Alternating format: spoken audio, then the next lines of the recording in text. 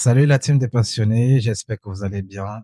Aujourd'hui, c'est une nouvelle journée et je pense que à partir de maintenant, on aura tellement de choses à faire si et seulement si on partage les mêmes idées ou parfois on peut aussi être contre, mais tout en aidant les gens indirectement.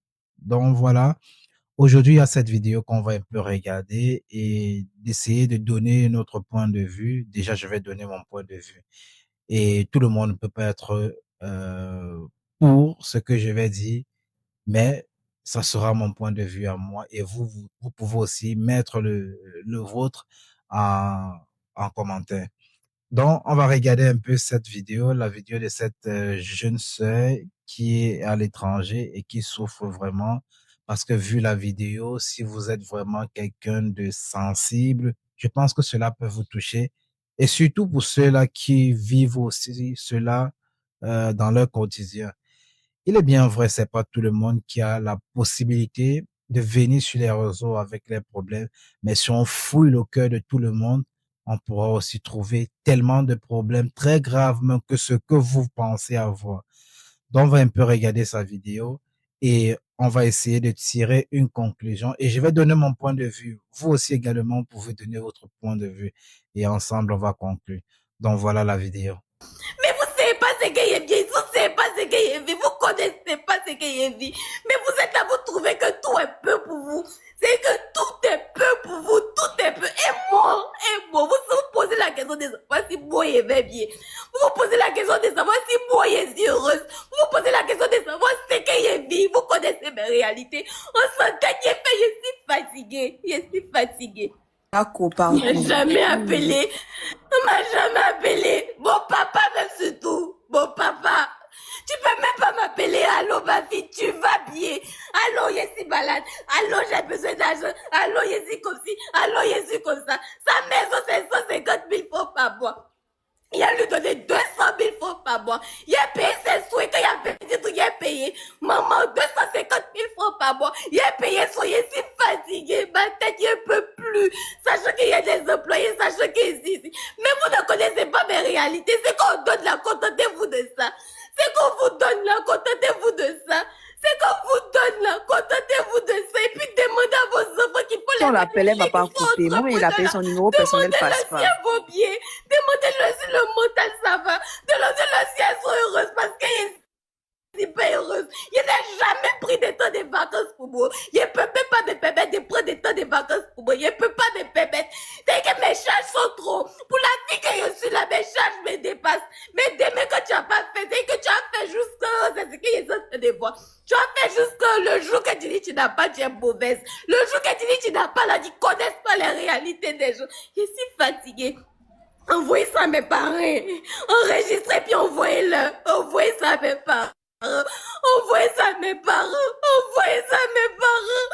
Envoyez-le. Je dors pas la nuit. Je stresse à cause de... Je dors pas la nuit. Il y a mon loyer aussi ici. Il y a une vie de maison. Il doit payer, il doit manger. À peine, mais moi-même, je mange. Pas parce qu'il n'y a pas l'argent pour manger, mais il n'a même pas l'appétit pour manger. Tellement mes problèmes me dépassent. Je suis fatiguée. Je suis fatiguée, Jésus. Jésus, fortifie Je sais moi. pas.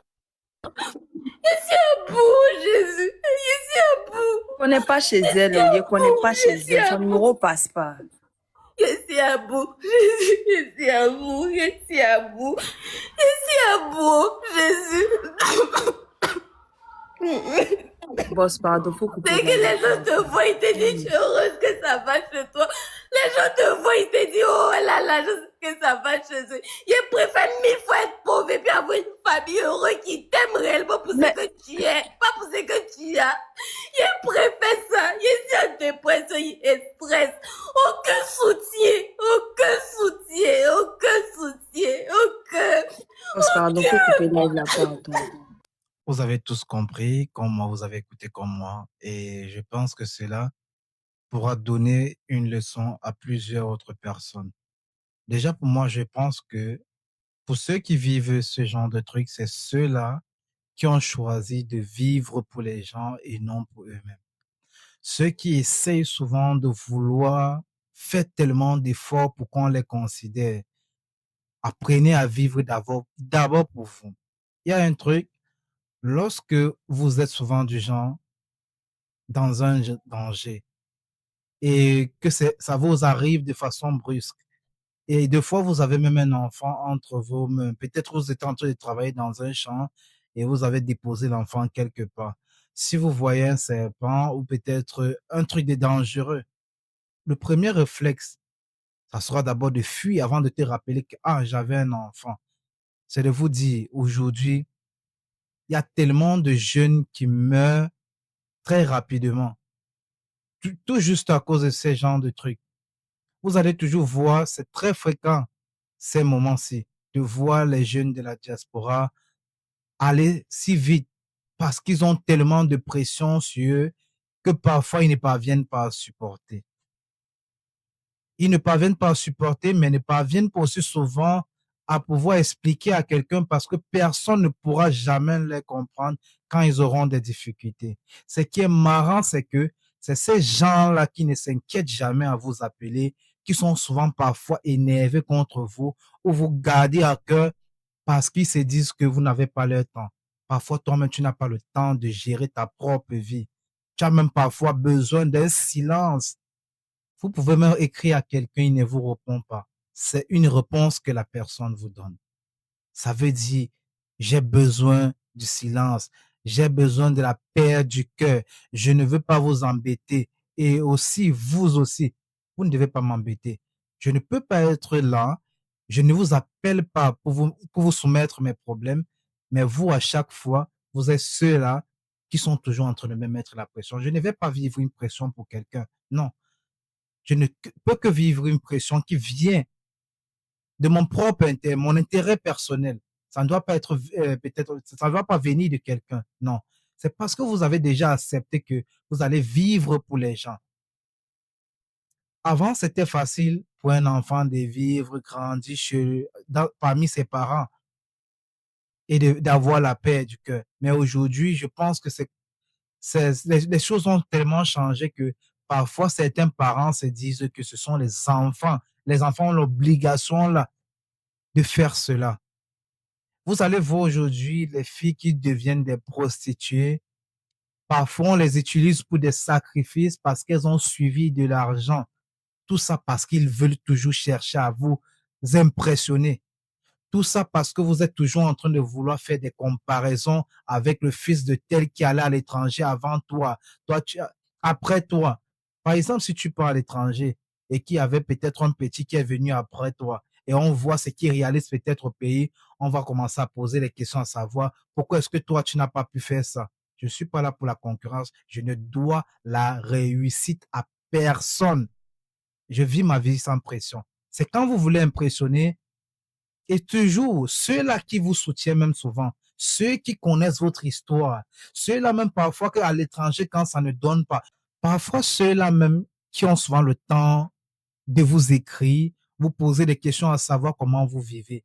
Ils le savent, ils ne peuvent rien vous demander, à part si vous les donnez. Et même parfois, quand vous les donnez, ils vous disent non, je sais que tu as besoin. Faut pas faire les choses que demain tu auras encore besoin. Et peut-être c'est moi qui vais encore quitter d'ici et vous envoyer de l'argent là-bas. La personne ne vous met pas la pression. Mais ceux-là qui ne sont jamais là pour demander ce qui ne va pas chez toi, ce sont ceux-là qui sont toujours derrière à vous mettre la pression, vous juger en disant peut-être vous avez changé, vous êtes devenu égoïste. De la même façon qu'un enfant vit dans son propre pays, il cherche du travail et ça ne donne pas, et vous l'envoyez à l'étranger. C'est de la même façon qu'il peut aussi arriver à l'étranger, il cherche du travail, il ne trouve pas. Et c'est ce que vous ne comprenez pas. Si déjà un parent peut mettre la pression à un enfant, je vais vous dire, la plupart, je peux dire à 80% des enfants qui sont allés à l'étranger sont devenus, je sais pas, ils ont perdu l'émotion, le sentiment même de vivre avec les gens. Il a perdu ça. Parce que pourquoi? La pression qu'il a. Vous au moins, pour ceux même qui restent parfois au pays, et c'est plein de ceux qui sont allés à l'extérieur, vous vous plaignez, pourtant vous avez au moins un endroit où vous allez pouvoir dormir. Si quelque chose vous arrive, et on demande il était où, on va donner la ville où il se trouvait. On parlait là-bas, au moins on va chercher, on va te prendre là-bas. Pour vous qui êtes à l'étranger, qui êtes au pays, et parfois, vous voulez toujours que c'est ceux qui sont à l'extérieur qui doivent toujours chercher à courir derrière vous. Vous ne voulez jamais savoir si eux-mêmes ils ont un problème. Non. Il faut savoir qu'il y a tellement de pression et arrêter aussi ça. Je vais pas seulement m'arrêter peut-être au niveau, dans le cercle familial, c'est-à-dire le père ou la mère, comme elle le disait. C'est pas seulement à ce niveau. Il y a parfois même des jeunes qui arrivent au pays juste pour les vacances et ne rentrent pas parce qu'on les a jalousés. Est-ce que vous savez que ces gens, parfois, nous, ceux-là qui sont à l'extérieur du pays, parfois, ils veulent souvent masquer ce qu'ils vivent juste pour vous donner bonne impression. Parce que parfois, même quand ça ne donne pas, ils sont incapables de rentrer parce qu'ils savent ce que vous allez leur transmettre comme énergie. L'énergie négative, les moqueries. Qu'est-ce que tu as foutu quand tu es parti? Et la plupart des temps, même, c'est ceux-là qui ne foutaient rien, qui ne pouvaient même pas aider cette personne lorsqu'il lui-même il était dans les difficultés. Puis encore, si tu sors du pays déjà, c'est comme si toi, tu avais déjà décidé vivre dans un autre monde où les autres ne peuvent pas vivre, à un niveau où tu ne peux plus jamais avoir un problème. Prendre l'avion n'est pas synonyme de réussite. Et vous avez qualifié ça comme ça. Pour quelqu'un qui sort de l'étranger et que ça ne donne pas, il prend même le courage de rentrer. Parfois, la dépression finit avec lui. Pourquoi? Les moqueries, les comparaisons. Voilà le problème que certaines personnes vivent et ils ne peuvent pas supporter. Rares sont ceux-là qui parviennent à supporter. Pourtant, il a peut-être tout fait. Lorsqu'il était de l'autre côté, il vous a aidé. Mais quand il rentre, c'est comme une joie. Ça vous plaît parce qu'il va rester dans la misère. Vous allez constater que en Afrique aujourd'hui, plusieurs familles se séparent au moment où chacun commence à se démarquer. Lorsque tout le monde vit dans la pauvreté, où tout le monde souffre, ça ne dérange personne. Oui, ça ne dérange personne. Il y a la joie, il y a l'amour. C'est comme si partout où il y a la pauvreté, c'est l'amour qui règne là-bas. Parce que tout le monde est au même moment, au même niveau. Mais une fois qu'une personne commence à se démarquer et que le deuxième va suivre, c'est où vous allez voir comment les choses vont changer.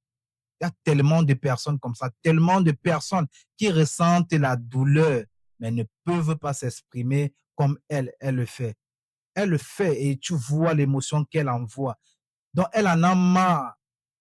Et la façon de parler, c'est comme si elle voulait déjà quitter. Elle a l'impression qu'elle ne peut plus survivre. Ça ne donne pas. Et c'est ce que la plupart des gens vivent. J'ai tellement vu et suivi ce genre de trucs, même où moi-même je suis. Des filles qui quittaient du 20e étage et tombaient parce qu'elles en avaient marre de cette vie qu'elles vivaient. Ça ne donnait pas, mais elles ne pouvaient pas rentrer parce qu'elles se disaient comment est-ce qu'on va me voir au pays? Qu'est-ce que les gens vont dire de moi? Les comparaisons. Et déjà, même avant qu'elles ne prennent déjà le courage de rentrer, on avait déjà commencé avec les mots. C'est ce qui a fait qu'elle-même, elle a préféré quitter ici, dans un autre état. Il y a des gens qui restent longtemps à l'extérieur, ne parviennent pas à rentrer à cause de la pression qu'on va leur donner. Sachez que ce n'est pas tout le monde qui réussit à l'étranger. Il y a déjà ceux qui vivent même au pays et qui réussissent. Ce qui est aussi mauvais, c'est que je n'arrive toujours pas à comprendre ce phénomène.